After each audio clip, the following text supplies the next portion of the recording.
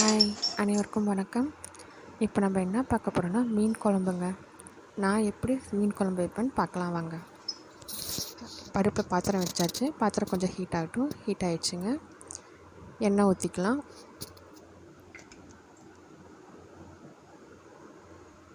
சின்ன வெங்காயங்க அதை நறுக்கி வச்சுருக்கேன். அது எண்ணெயில் போட்டுக்கலாம். சின்ன வெங்காயத்தை நல்லா வணக்கணுங்க.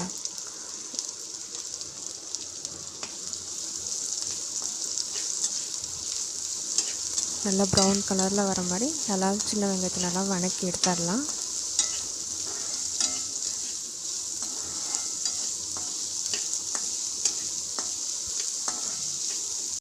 வெங்காயம் வணங்கிடுச்சுங்க. இப்போ தக்காளி அரைச்சி வச்சுருக்கிறேன். ஒரு 4 தக்காளி அது போட்டு இதையும் நல்லா வணக்கிக்கலாங்க.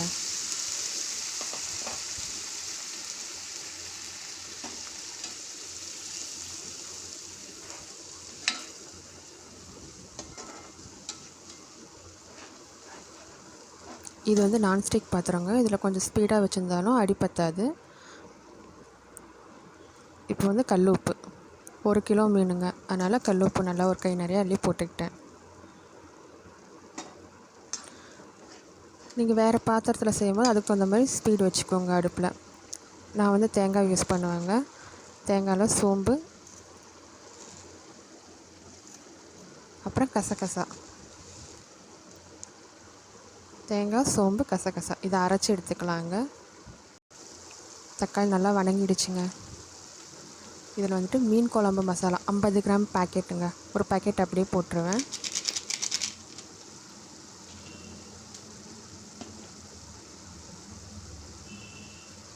கொத்தமல்லி தூளுங்க. எல்லாம் ரெடிமேட் பேக்கெட் தான். இது 2 ஸ்பூனு. இப்போ மஞ்சத்தூள் 1 ஸ்பூனு. இது அப்படியே அந்த தக்காளியிலே நல்லா வணக்கி எடுக்கணும். நல்லா ஒரு 2 கிளறி எடுத்துடலாங்க ஃபஸ்ட்டு.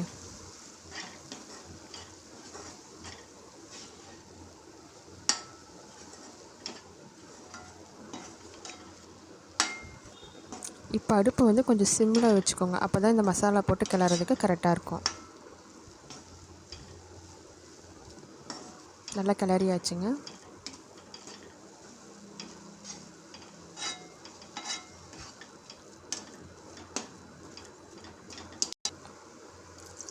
தண்ணி கொஞ்சமாக மட்டும் ஊற்றி இது இன்னும் கொஞ்சம் வந்து இந்த ஸ்மெல்லு பவுடரெல்லாம் போட்டோம் இல்லைங்களா, மசாலா பவுடர், அது அந்த ஸ்மெல்லாம் கொஞ்சம் போகட்டும்.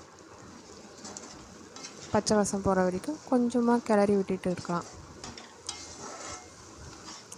ஒரு 2 நிமிஷம் கழித்து இதில் இன்னும் கொஞ்சம் நல்லா ஒரு பெரிய சோம்பு அளவு தண்ணி ஊற்றிக்கலாங்க. இதில் வந்துட்டு நான் இஞ்சி பூண்டு மசாலா சேர்த்தேங்க. பூண்டு வந்து நிறைய பேர் நறுக்கி போடுவாங்க. நான் அப்படி போட மாட்டேன். இஞ்சி பூண்டு வந்துட்டு ஒரு 2 ஸ்பூன் போட்டு இந்த மசாலாலே கிளறிக்கிறேன். இந்த இஞ்சி பூண்டு மசாலா ஏன் சேர்த்தேன்னு உங்களுக்கு அப்புறம் சொல்கிறேன்.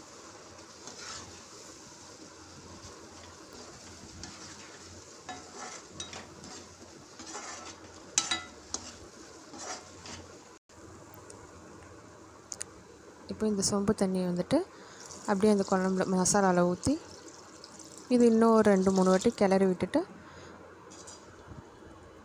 அப்புறம் மூடி வச்சிடலாங்க. நல்லா குழம்பு கொதித்து வரணும்.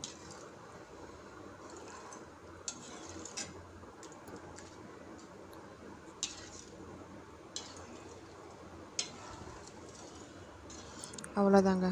அடுப்பு கொஞ்சம் ஸ்பீடாக வச்சு மூடி வச்சிடலாம். குழம்பு கொதிக்கட்டும் கொஞ்சம் நேரம். ஒரு 10 நிமிஷத்துக்கு மேலே கொதிக்கட்டும். 10 நிமிஷம் ஆகிடுச்சுங்க. குழம்பு நல்லா கொதிச்சிட்ருக்குது.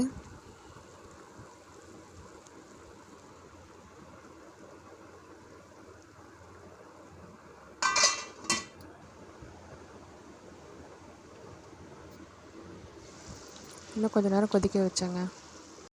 பாருங்கள், நல்லா அந்த கிரேவி மாதிரி நல்லா கொஞ்சம் இதாகிடுச்சு, திக்காகிடுச்சு குழம்பு. இப்போ வந்து நம்ம அரைச்சி வச்சுருக்கோம் இல்லைங்களா தேங்காய், அதை ஊற்றிக்கலாம். இப்போ இந்த ஜாரில் வந்துட்டு ஒரு சின்ன சொம்பு அந்த அளவு மட்டும் இந்த தேங்காயெலாம் அரைச்சது அந்த தண்ணியை மட்டும் அலசி குழம்புல சேர்த்திக்கலாம்.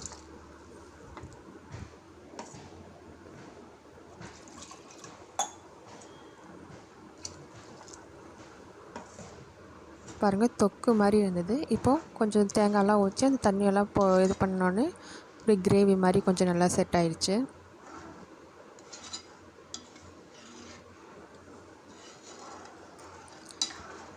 நான் ஏன் இஞ்சி பூண்டு மசாலா போட்டேன்னு நான் உங்கள்கிட்ட அப்புறமேட்டு சொல்கிறேன்னு இல்லைங்களா.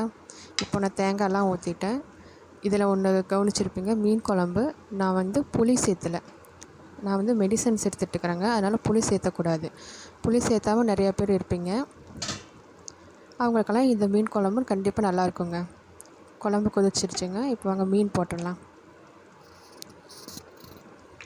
இது வந்து பாறை மீனுங்க, 1 கிலோ. அடுப்பு வந்து சிம்மில் வச்சுட்டு நம்ம மீன் எல்லாத்தையும் போட்டுடலாம்.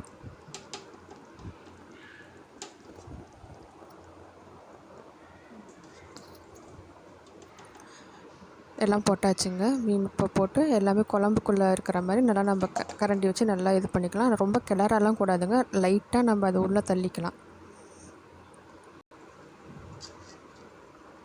இந்த மாதிரி கரண்டி யூஸ் பண்ணால் தாங்க மீன் வந்து உடையாமல் இருக்கும். குழி கரண்டியெல்லாம் யூஸ் பண்ணுனா மீன் வந்து கிளறும் போது உடஞ்சிரும். இப்போ இது இன்னும் ஒரு 5 நிமிஷத்துக்கு மேலே நான் கொதிக்க வைப்பேங்க மூடி போட்டு. மீன் வந்து நல்லா கொதிக்கணும். மீடியம் ஃப்ளேமில் தாங்க வைக்கணும். சிம்லேயும் வைக்கக்கூடாது, ஸ்பீடாகவும் வைக்கக்கூடாது. சிம்மில் வச்சா அடியில் இருக்கிற மசாலாலாம் கொஞ்சம் அடிப்பத்தின மாதிரி ஆகிடும்.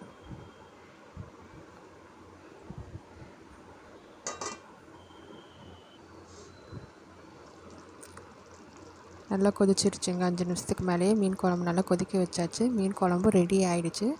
இப்போ இதில் நம்ம வந்துட்டு கொத்தமல்லி தழை வந்துட்டு மேலே தூவி விட்டுட்டா குழம்பு ரெடி. குழம்பு வாசனையாக தாங்க இருக்குது. நான் சாப்பிட்டேன், அதனால தான் உங்களுக்கு சொல்கிறேன்.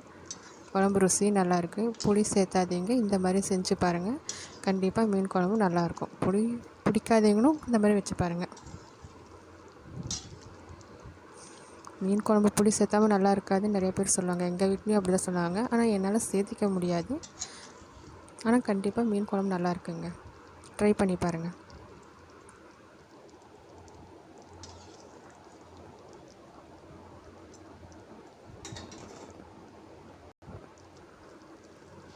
கொத்தமல்லி தழை நல்லா தூவி விட்டாச்சுங்க.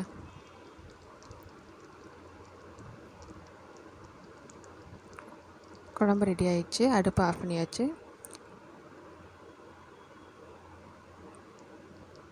ட்ரை பண்ணி பார்த்துட்டு எப்படி இருக்குன்னு கமெண்ட் பண்ணுங்கள். தேங்க்யூ.